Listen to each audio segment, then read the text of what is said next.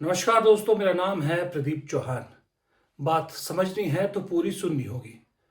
दोस्तों, आप में से बहुत से लोगों को शायद जो मैं कह रहा हूं वो एग्जेजरेटेड लगेगा, लेकिन सच्चाई यही है। सच्चाई ये है कि आज दिल्ली में जो कांग्रेस की महारैली हुई है, वो सिर्फ महारैली नहीं थी। उस महारैली से कहीं आगे की बात थी। जो जमावड़ा उस रैली में हुआ, इकट्ठा हुआ देश भर के कांग्रेस कार्यकर्ता है, वो अलग कहानी है, वो अलग बात है। लेकिन इस रैली के जरिए कांग्रेस ने, मान के चलिए, आने वाले दिनों में इस देश की राजनीति में एक नई लकीर खींच दी है। राहुल गांधी के पूरे भाषण में बहुत सारी चीजें थी, लेकिन चुनाव आयोग और वोट चोरी मुख्य था। चुनाव आयुक्तों के बाकायदा नाम लेकर राहुल और प्रियंका ने जिक्र किया और कहा कि इन्हें बचाने के लिए जो भी कानून इस सरकार ने बनाया है वो कानून तो जाएंगे ही जाएंगे, और साथ में इन लोगों का हिसाब किताब होगा। और राहुल गांधी अब ये लगातार कह रहे हैं, सदन के अंदर तक कह चुके हैं, और इसका असर हो रहा है क्योंकि चुनाव आयोग में खलबली मची है, जो सूत्र बता रहे हैं। खैर, लेकिन उन्होंने बाकायदा जिस तरह से कहा कि वोट चोरी को लेकर हम कानून बदलेंगे, और इसीलिए अमित शाह वोट चोर है, ये जानते हैं, उनकी पार्टी वोट चोर है। इसलिए राहुल कहते हैं कि सदन में जब उन्होंने अमित शाह को चैलेंज किया तो अमित शाह इसलिए उस चैलेंज से भागे, और जब अमित शाह अपनी बात रख रहे थे तो जिस तरह से वो कांप रहे थे, उनके हाथ कांप रहे थे, उनकी बॉडी लैंग्वेज बता रही थी कि वो इससे घबराए हुए हैं, और उससे राहुल गांधी को और हौसला मिला कि इस रैली के जरिए अब इस मुद्दे को और बड़ा किया जा सकता है। एक चीज और मैं सुनाना चाहूंगा राहुल गांधी की, जो उन्होंने बहुत सही कही। उन्होंने कहा, कहा नहीं मतलब इशारों में कहा कि हम अक्सर सुनते हैं ना 56 इंच वाले मोदी जी, 56 इंच के सीने वाले मोदी जी। राहुल गांधी ने 2 लाइन की बात में पूरी सच्चाई बता दी कि इन लोगों की बहादुरी सिर्फ तब तक है जब तक सत्ता में है, सत्ता से निकलते ही इनसे बड़ा डरपोक कोई नहीं। और पार्लियामेंट हाउस में कुछ ही दिन पहले कांपते हुए, ऐसे हाथ कांप रहे थे, अमित शाह जी उनकी सफाई देते हैं। आपने देखा होगा, देखा, मैंने उनको सीधा चैलेंज किया कि आइए पार्लियामेंट में, आपने मेरी प्रेस कॉन्फ्रेंस की बात की, आइए डिबेट करते हैं, देश को दिखाते हैं सच कौन बोल रहा है। ये आप भूलिए मत, ये देश सच का देश है, सत्य का देश है। आपके पास सत्ता आज है, आप पावर में हैं, इसका कोई मतलब नहीं है। देश की जनता सत्य को समझती है, सत्य के लिए लड़ती है। ये देश सत्य के लिए जान दिया है। आपने देखा, आपने देखा अमित शाह को, हाथ देखा अमित शाह का, हाथ देखा कांपते हुए, ऐसे देखा। क्यों हाथ क्यों कांप रहा था, मैं बताता हूं। क्योंकि ये बहादुर जब ही हैं जब इनके हाथ में सत्ता है। जैसे ही इनके साथ से सत्ता निकलेगी, आप देखना इनकी बहादुरी कहां जाएगी। लेकिन प्रियंका गांधी वो थोड़ी पीछे रहने वाली थी। प्रियंका गांधी तो जान ही अपने भाषणों के लिए जाती है, और प्रियंका गांधी ने उस मर्म को छेड़ा जिस मर्म को संसद में छेड़ते छेड़ते रह गई, और वो मर्म है हिरेन जोशी, जो जिन पर आरोप है कि प्रधानमंत्री ऑफिस में बैठकर एक बैटिंग ऐप को चलाते थे या बैटिंग ऐप से एसोसिएटेड थे। वही प्रियंका गांधी ने उसी दुख तिलक पर इस रैली में हाथ रख दिया। और इनकी नीति कि देश की सारी संपत्ति अपने 2 चेलों को, अडानी जी और अंबानी जी को पकड़ा देते हैं। यहां देश का नौजवान महंगाई से जूझ रहा है, बेरोजगारी से जूझ रहा है, पेपर देता है, लीक हो जाता है, कोई उसकी सहायता नहीं है, नशे की तरफ जा रहा है, बैटिंग ऐप में पूरे दिन बिताता है। और बैटिंग ऐप चलाया कहां से जा रहा है, कहां से चलाया जा रहा है? सूत्रों के मुताबिक प्रधानमंत्री के ऑफिस में ही एक शख्स ने बैटिंग ऐप के साथ में घोटाले किए हैं। इसकी चर्चा होती है क्या सदन में? क्यों नहीं होती? आपकी बेरोजगारी की चर्चा होती है, महंगाई की चर्चा होती है, मेरी बहनें यहां खड़ी हैं, आपकी सुरक्षा की चर्चा होती है। ना सदन में होगी, ना बड़ी बड़ी रैलियों में करेंगे ये लोग, ना आपके पास आकर आपसे बात करेंगे, आपके हालचाल पूछेंगे, आपसे पूछेंगे कि किस संघर्ष से आप गुजर रहे हो, कैसे जी रहे हो, क्योंकि हिम्मत नहीं रही, इनकी हिम्मत नहीं रही। खैर, आपने ये सारा भाषण सुना होगा, लव्वा लुवा बहुत सुना होगा, लेकिन एक चीज और मैं आपको सुनाना चाहता हूं इस भाषण की, खास करके राहुल गांधी की। जो समझदार कार्यकर्ता जो होंगे कांग्रेस के, वो समझ गए हैं, और कांग्रेस के सभी लोगों के लिए मैसेज था। राहुल गांधी ने ये पहले ये कहते थे, राहुल गांधी बहुत बार सुने गए थे कि चंद दिनों में कुछ हो सकता है, चंद दिनों की सरकार है, ऐसे कहते थे वो। लेकिन आज उन्होंने रैली में नई बात कही। उन्होंने कहा वक्त लग सकता है, लेकिन सत्ता पलटेगी जरूर। कर्नाटक में हमने दिखाया लोकसभाएं चोरी की गई, महाराष्ट्र में दिखाया वोटर डिलीशन हुआ, वोटर एडिशन हुआ, लाखों वोट इधर से गायब हो जाते हैं। महाराष्ट्र में लाखों वोट ऐड हो जाते हैं, हम इलेक्शन कमीशन से पूछते हैं, कोई जवाब नहीं मिलता। मगर शायद टाइम लगे, देखिए शायद टाइम लगे, मगर हिंदुस्तान में सत्य की जीत होने वाली है। और अमित शाह जी, मोदी जी, जितने भी आपको भाषण देने हैं आप दे दीजिए, अंत में इस देश में सत्य की जीत होती है। महात्मा गांधी ने हमें रास्ता दिखाया था, उस रास्ते पर हम चलते हैं और सत्य से आपको निकालेंगे, नफरत से नहीं, हिंसा से नहीं, सत्य और अहिंसा के साथ हम नरेंद्र मोदी और अमित शाह को हरा के दिखाएंगे। ये लकीर बहुत परेशान करने वाली है सत्ताधीश पार्टी को। ये लकीर बहुत परेशान करने वाली है उन पार्टियों को जो सत्ता से बीजेपी को हटाना तो चाहती है, लेकिन कांग्रेस को भी आगे बढ़ना नहीं देना चाहती, उन्हें भी परेशान करने वाली है। और ये लकीर उन लोगों को ज्यादा परेशान करने वाली है जो कांग्रेस के अंदर रह के कांग्रेस का नाम लेते हैं, लेकिन काम बीजेपी का करते हैं। आज रामलीला मैदान में, यूं ही रामलीला मैदान को ऐतिहासिक मैदान नहीं कहा जाता, आज भी रामलीला मैदान में जो कांग्रेस की रैली हुई, जो कांग्रेस ने एक तरह से शंखनाद कर दिया है। शंखनाद कुछ इस तरह से किया है कि ये शंखनाद एक बात तय करके, उस दिन आज कांग्रेस ने तय कर लिया एक बात, और पूरे देश को ये मैसेज दे दिया है कि आने वाले वक्त में इस देश की राजनीति में अगर कोई सबसे बड़ा मुद्दा होने वाला है तो वो मुद्दा है वोट चोरी का। इस मैदान से गूंज पूरे देश को पहुंचाई गई है कि वोट चोरी देश का सबसे बड़ा और सबसे अहम मुद्दा है, और ये वोट चोरी को लेकर बीजेपी कितनी परेशान है इसका अंदाजा हाल ही में सदन में जो हुआ, वोट चोरी पे जो बहस हुई, उसको लेकर उस दिन जिस तरह से अमित शाह ने भाषण दिया या जिस तरह से वो बिलबिलाए, उससे अंदाजा लग सकता है।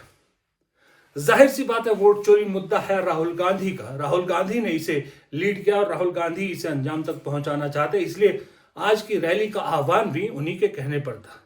लेकिन उस आदमी की खासियत देखिए, वो आज की रैली का स्टार था। पार्टी ने तय किया था कि राहुल गांधी सबसे लास्ट में बोलेंगे, लेकिन जैसे ही जो अनाउंसर है सुरजेवाला, उन्होंने मल्लिकार्जुन खड़गे को स्टेज पे आकर अपनी बात रखने के लिए कहा, राहुल गांधी खुद उठ के आ गया है। उन्होंने कहा नहीं, पहले मैं रखूंगा, क्योंकि अध्यक्ष बड़ा होता है और अध्यक्ष रैली का समापन करता है। ये उस आदमी की खासियत है जिस आदमी को कहा जाता है कि खड़गे की इज्जत नहीं करते। खैर, राहुल गांधी ने आज भाषण, मुझे नहीं मालूम क्या देना था, लेकिन खुद उन्होंने कहा कि वो बोलना कुछ और चाहते थे, लेकिन मोहन भागवत का बयान उन्होंने सुना तो उन्होंने अपना पूरा भाषण चेंज कर दिया। मोहन भागवत ने कहा कि एक तरह से लब्बल हुआ मोहन भागवत का ये था कि इस दुनिया में सच की जो है वो इतनी कुव्वत नहीं है जितनी शक्ति की है। सच शक्ति के आगे हार जाता है, और कांग्रेस पार्टी जो महात्मा गांधी के असूलों पर चलने वाली पार्टी है, वो कैसे इस चीज को मान सकती है जो हमेशा से सत्य और अहिंसा को लेकर चलती है। राहुल गांधी ने उसी के आसपास अपनी पूरी बात कही और अपने कार्यकर्ताओं को, जो वहां मौजूद थे रामलीला मैदान में लाखों कार्यकर्ता, उन्हें भी और जो नहीं थे उन्हें भी दो टूक शब्दों में साफ कह दिया कि इसी सत्य के सहारे हम मोदी, शाह और संघ को उखाड़ फेंकेंगे। कि अंडमान निकोबार में मोहन भागवत ने एक बयान दिया। मेरा भाषण का प्लान दूसरा था, मगर जब मैंने उनका बयान सुना तो मैंने अपना पूरा प्लान बदल दिया, भाषण का प्लान। गांधी जी कहते थे कि सत्य सबसे जरूरी चीज है। हमारे धर्म में सत्य को सबसे जरूरी माना जाता है। आपने सुना होगा सत्यम शिवम सुंदरम, सुना है? हमारे धर्म में कहा जाता है सत्यम शिवम सुंदरम। आपने सत्यमेव जयते भी सुना होगा, सुना है? अरे भाई, कांग्रेस के कार्यकर्ता हो, सुना है? अब मोहन भागवत का बयान सुनिए। विश्व सत्य को नहीं, शक्ति को देखता है। जिसके पास शक्ति है उसे माना जाता है। यह मोहन भागवत की सोच है, यह विचारधारा आरएसएस की है। हमारी विचारधारा, हिंदुस्तान की विचारधारा, हिंदू धर्म की विचारधारा, दुनिया के हर धर्म की विचारधारा कहती है कि सत्य सबसे जरूरी है। और भगवत कहता है सत्य का कोई मतलब नहीं है, सत्ता जरूरी है। इस बात की लड़ाई हो रही है हिंदुस्तान में। भाई और बहनों, सत्य और असत्य के बीच में लड़ाई हो रही है। और मैं आपको इस स्टेज से गारंटी देके कहता हूं, आप देखना, हम सत्य को लेकर, सत्य के पीछे खड़े होकर नरेंद्र मोदी और अमित शाह को, आरएसएस की सरकार को हिंदुस्तान से हटाएंगे। देखिए, सत्य से राहुल गांधी कह रहे हैं मोदी, शाह और आरएसएस को हराएंगे। सही बात है, क्योंकि अब सत्य के अलावा कांग्रेस के पास कोई बड़ा हथियार बचा भी नहीं है। क्योंकि अगर आप संसाधनों के हिसाब से जाएंगे, आर्थिक हालत के हिसाब से जाएंगे, तो अभी कुछ दिन पहले ही सदन के अंदर अजय माकन ने पूरा हिसाब किताब रखा कि कांग्रेस के पास कितना पैसा है, बीजेपी के पास कितना पैसा है। 138 करोड़ कांग्रेस के पास है शायद, और 10,000 करोड़ से ज्यादा बीजेपी के पास है।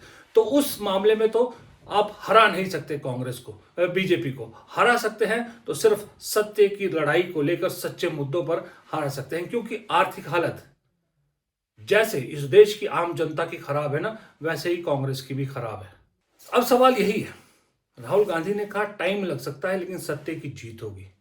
टाइम लग सकता है, इसका मतलब राहुल गांधी भी समझ रहे हैं कि थोड़ी सी लड़ाई लंबी है, यानी 29 तक इंतजार करना पड़ेगा। और 29 की लड़ाई का आज जंग ऐलान रामलीला मैदान में राहुल गांधी ने कर दिया है। अब इसका असर देखिए, इस रैली का, इस रैली में कई बातों का असर। एक बात तो 3-4 टेकआउट जो इसके साफ साफ दिख रहे हैं। क्यों मैंने कहा कि एक नई लकीर खींच दी है और इस देश की राजनीति को नई दिशा दी है, वो ये है कि अब अडानी, अंबानी या जो दूसरी चीजें हैं वो मुद्दे अलग हैं। ये बात तय है कि इस देश की सबसे बड़ी विपक्षी पार्टी और इस देश का विपक्ष का नेता वोट चोरी का मुद्दा अब अंत तक पहुंचा के रहेगा, ये ठान लिया है। और ये आज पार्टी ने इतनी बड़ी महारैली करके ये भी मैसेज दे दिया कि पार्टी राहुल गांधी के बिल्कुल पीछे खड़ी है। दूसरा, उन्होंने ये भी मैसेज दे दिया है कि इस लड़ाई में इंस्टेंट रिजल्ट की उम्मीद मत करना। जैसे कि अक्सर विधानसभा चुनाव में कहीं कांग्रेस हारती है, हम लोग सब पोस्टमार्टम करने बैठ जाते हैं। ऐसा नहीं है। दरअसल इस पोस्टमार्टम के लिए राहुल गांधी ने जो कहा है ना, टाइम लग सकता है, वो वही था उनका कहने का मतलब कि इंस्टेंट नतीजों का इंतजार मत कीजिएगा, क्योंकि बड़ी लड़ाई 29 की है और उस बड़ी लड़ाई में रिजल्ट तभी आएगा जब आप अभी से अपने इस फैसले पर अडिग रहोगे। तीसरा, जो कांग्रेस में बैठे संगी हैं, कांग्रेस में बैठे जो स्लीपर सेल है, उनको भी एक क्लियर मैसेज है। अब उनमें संगियों में नाम कौन है आप समझ सकते हैं। क्लियर मैसेज है कि अब हम तुम्हें ना पूछेंगे, ना तुम्हारी कोई औकात हमारे लिए है। हमने तो ठान लिया है कि हम मोदी, शाह और संघ को उखाड़ फेंकेंगे, और ऐसा उखाड़ेंगे कि कभी उसके बाद सत्ता के लिए उन्हें बहुत सालों का इंतजार करना पड़ेगा। इसलिए जो हमारे यहाँ बैठे संगी हैं वो अपना बोरिया बिस्तर खुद पैक कर ले तो ज्यादा बेहतर है। चौथा मैसेज उन लोगों के लिए है जो है विपक्ष में लेकिन कांग्रेस को सत्ता में देखना नहीं चाहते। उनके लिए भी कांग्रेस का आज साफ मैसेज था, एकला चलो, बंगाली में जिसको कहते हैं, कि भाई हम तो तुम्हारे बगैर भी अपना देख रहे हैं। कांग्रेस ने तय कर लिया कि अब अपना रास्ता खुद चुनेगी। कांग्रेस ये मान लिया है कि जो आ गया हमारे साथ मोस्ट वेलकम, जो नहीं आया उसका भी स्वागत है, लेकिन हम अपना रास्ता नहीं बदलेंगे, चाहे किसी को अनकंफर्टेबल लगे चाहे ना लगे।